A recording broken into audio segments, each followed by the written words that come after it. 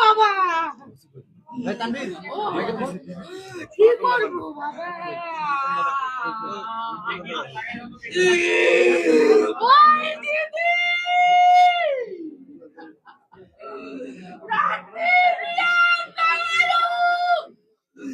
এত কষ্ট করে বাড়ি করছে, ভোগ করতে দিল না। খুব সৎ মানুষ, গণপতি চক্রবর্তী খুব সৎ মানুষ। এখন জেলা স্কুলের টিচার ছিল, তাকে নৃশংসভাবে হত্যা করছে। আপনারা বিচার করেন, এই মৃত্যুর বিচার চাই আমরা। কেমন আমরা এই মৃত্যুর বিচার চাই। পরিবারের 4টা মানুষকেই মারি ফেলছে নৃশংসভাবে। পরিবারের 4টে প্রাণী, তারা 4টা মানুষকেই তারা মারি ফেলছে। ছোট্ট একটা ছেলে ক্লাস 5-এ পড়ে, মেয়েটা মাস্টার্স কমপ্লিট করলো। গণপতি চক্রবর্তী এই 31শে ডিসেম্বর জেলা স্কুলে চাকরি করতে রিটায়ার্ড করছে। আর আমার বড় বোন প্রীতিলতা চক্রবর্তী 4 জনকেই নির্মম ভাবে হত্যা করছে। এটা কি সুষ্ঠু বিচার? সুষ্ঠু বিচার করেন, আপনার অনুরোধ করতেছি, সুষ্ঠু বিচার করেন।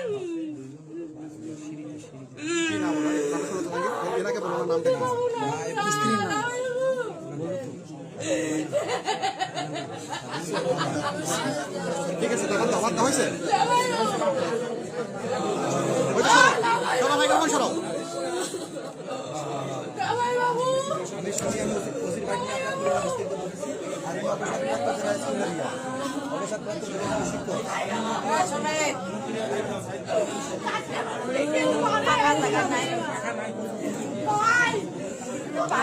দর্শক, প্রহর নিউজ লাইভে সবাইকে স্বাগত জানাচ্ছি। আমি ইব্রাহিম। এই মুহূর্তে আমরা রয়েছি রংপুরের যে মাছুয়াপাড়া এলাকায়। আমরা যদি আপনাদের জানিয়ে রাখি যে এখানে কিন্তু একটি হৃদয় বিদারক আসলে একটি ঘটনা ঘটেছে। রংপুর জেলা স্কুলের সাবেক শিক্ষক গণপতি চক্রবর্তীর তার স্ত্রী, তার কন্যা এবং তার যে সন্তান, সর্বমোট 4 পরিবারের কিন্তু সবাইকে আসলে এই বাড়িতে থাকা অবস্থায় নৃশংসভাবে হত্যা করা হয়েছে। সবকিছু দিয়ে যান, বাড়ি ফিরে আমার দিদিটা কই গেল, কোথায় গেল? আমি তাকে দিদি করে ডাকবো। আমি ফোন দিলাম, তোমাকে বলতেছি না যে আন্টির কথা একটু বক্তব্য। আন্টির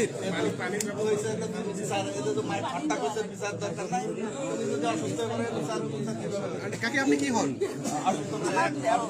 দেউর হয়। এটা তো দাও, কি দেখলেন এসে? পরে তন্ন সন্ন দেখলাম, জিনিসপাতি সব ফেলানো, আর উপরে তো যাইতে দেয়নি লাশ দেখার জন্য।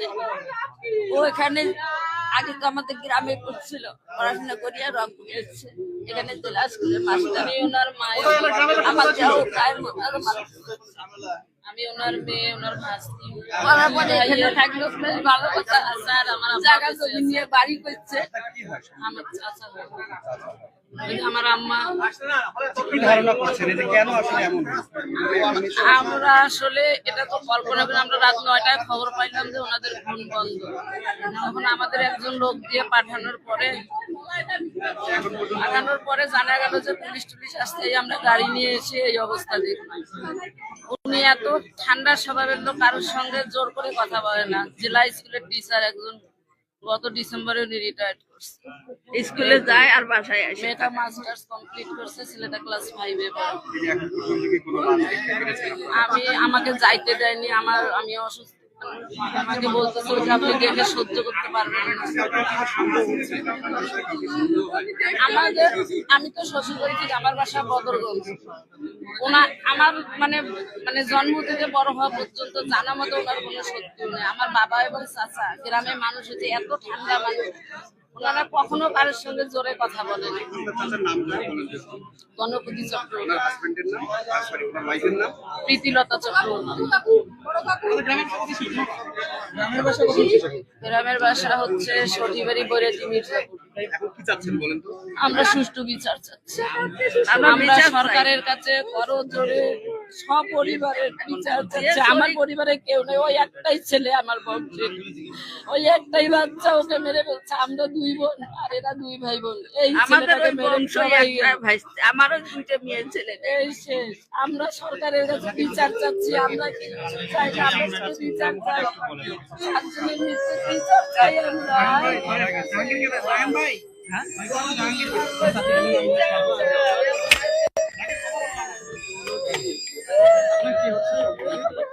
আমার সম্পর্কে ভাইরা